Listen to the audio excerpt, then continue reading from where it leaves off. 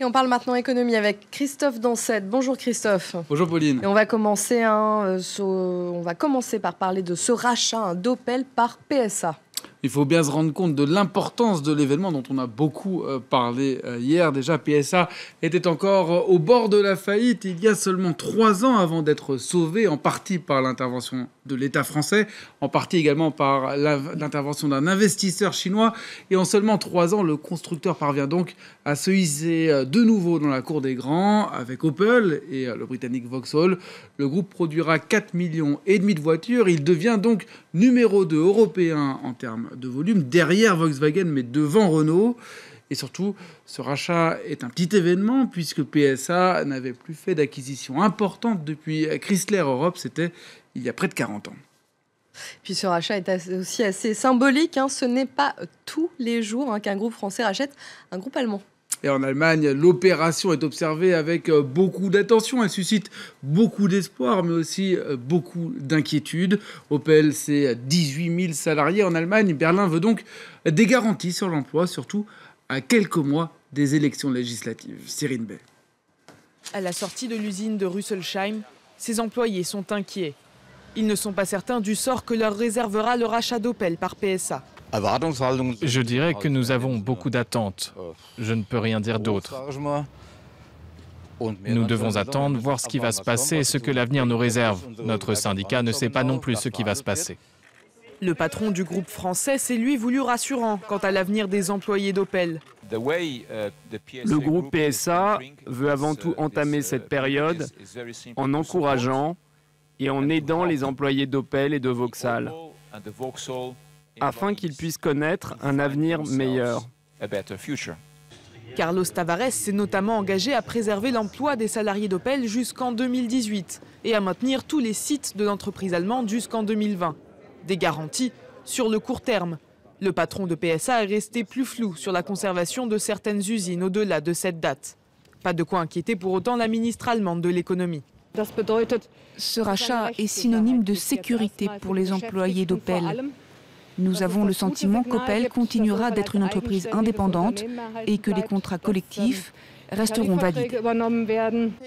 Défendre les employés d'Opel, c'est l'objectif que s'est fixé Angela Merkel.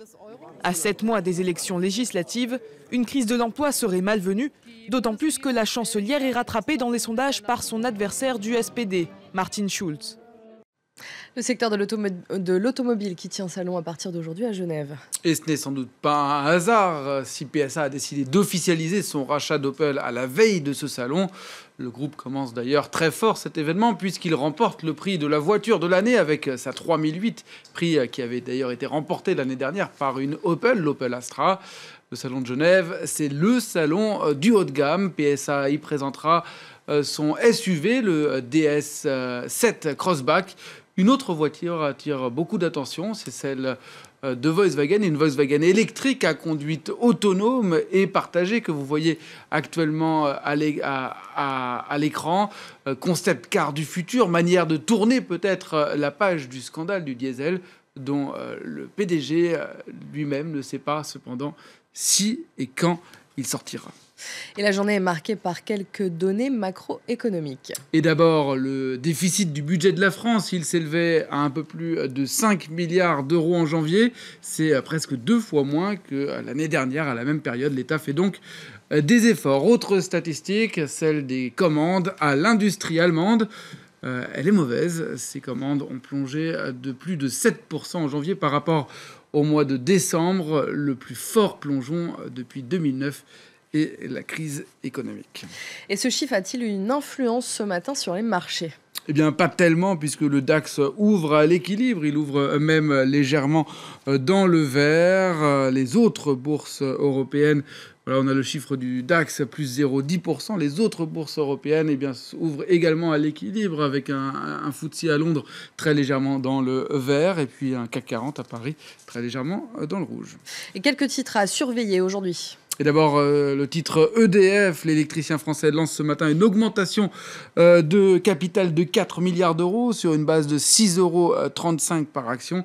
Les investisseurs sont sceptiques. L'action EDF ouvrant baisse de 1,59%. Et puis l'autre titre que je vous propose de surveiller aujourd'hui, c'est Iliad qui annonce des hausses d'investissement pour cette année et l'année prochaine.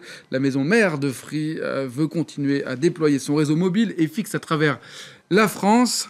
5 ans après son lancement, il représente 18% du marché. L'action ouvre en hausse de plus de 2%. Et un dernier mot sur la SNCF qui met fin à IDTGV. IDTGV, vous savez, c'était la filiale low cost du groupe, des billets uniquement achetés sur Internet et le plus souvent à petit prix. La SNCF décide d'y mettre fin à partir du 2 juillet prochain pour une meilleure lisibilité. Ainsi, il n'y aura plus que 2 offres sur les lignes à grande vitesse. Ouigo pour le low cost et puis TGV, bien sûr. La SNCF l'assure, cela ne changera rien ni à la politique de prix, ni aux horaires. Quant aux 70 salariés d'IDTGV, eh bien, ils pourront rester. Merci Christophe.